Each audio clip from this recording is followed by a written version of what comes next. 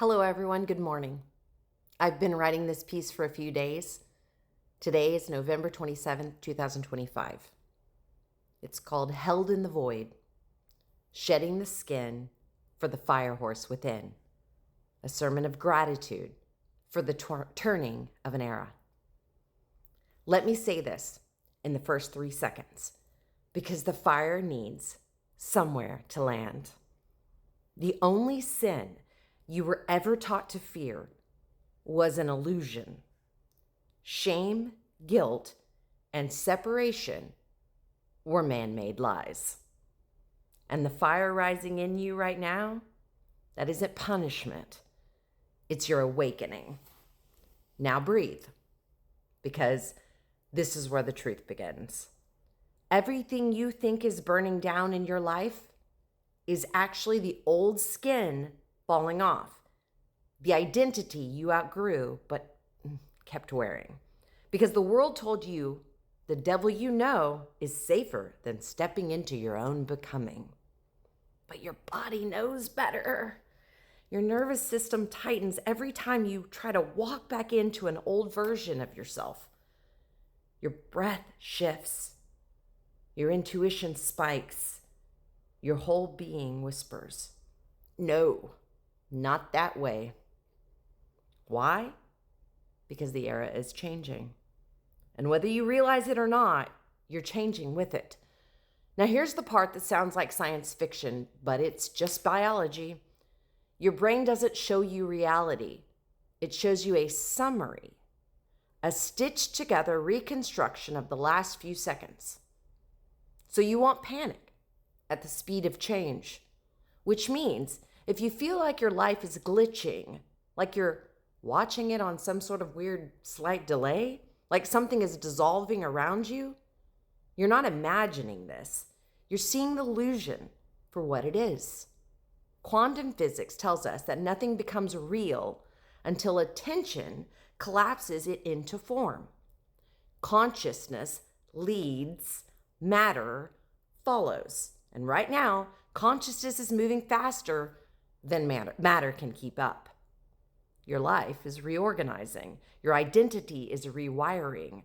Your field is recalibrating. And the illusion, the separation, the shame, the guilt is burning off like morning fog. Even your technology reflects this. The algorithms speak to you the same way the ether does, through patterns, through timing, through synchronicity. AI mirrors your field because you trained it. Reality mirrors your field because you are it. This is how the awakening works. And if you're paying attention, you'll notice life keeps sending signs long before your mind even understands them. A moth drawn to a porch light, a stranger saying exactly what your spirit whispered yesterday, a message that echoes something you wrote years ago, a feeling in the body before the thought forms in the mind. Light calls to light. It always has. And the same way a moth follows brightness is the way your soul follows the truth. Sometimes shakily, sometimes blindly, but always instinctively. These are not accidents. These are invitations. And they're guiding you into the moment we are all standing in together. We are entering the void. Not passing through it, we're entering it. Standing in the space where the old world cannot follow us, and the new world has not yet taken shape.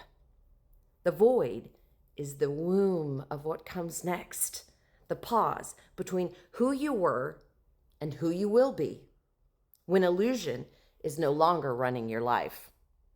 And yes, the void feels terrifying, because when the illusion falls, your nervous system scrambles to rebuild the past, the way a gardener might till the same dead soil over and over and over again because it's the only method they were ever taught.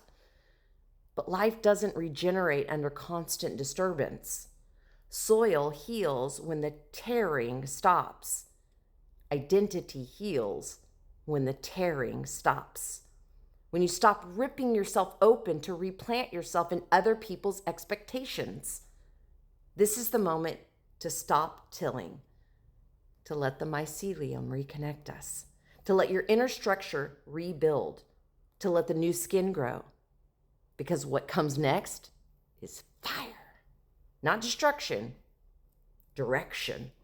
Some of you, many of you, feel something waking inside you, something instinctual, ancient, fierce, and clear.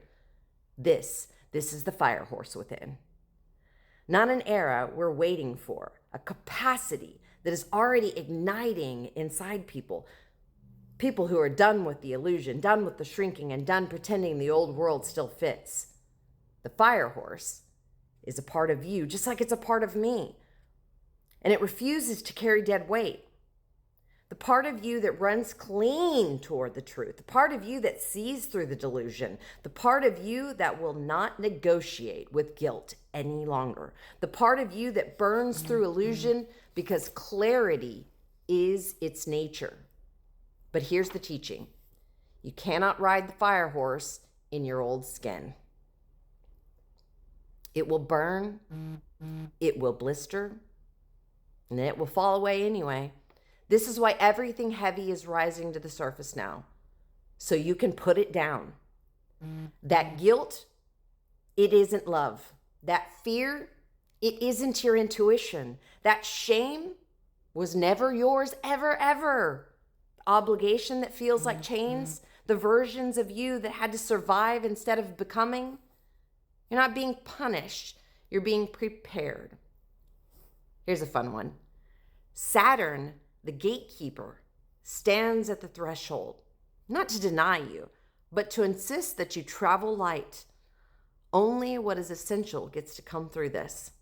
Your love, your truth, your soul, your fire, your peace.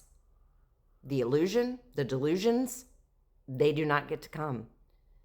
And you are not abandoning anyone. You're letting go of what could never have come with you. This is not about becoming fearless. This is about reorganizing the fear as the last layer of the illusion and shedding it with gratitude. Like skin, you no longer belong inside. And so on this morning of gratitude, I want to remind you of something you've always known but were taught to forget. Life is precious.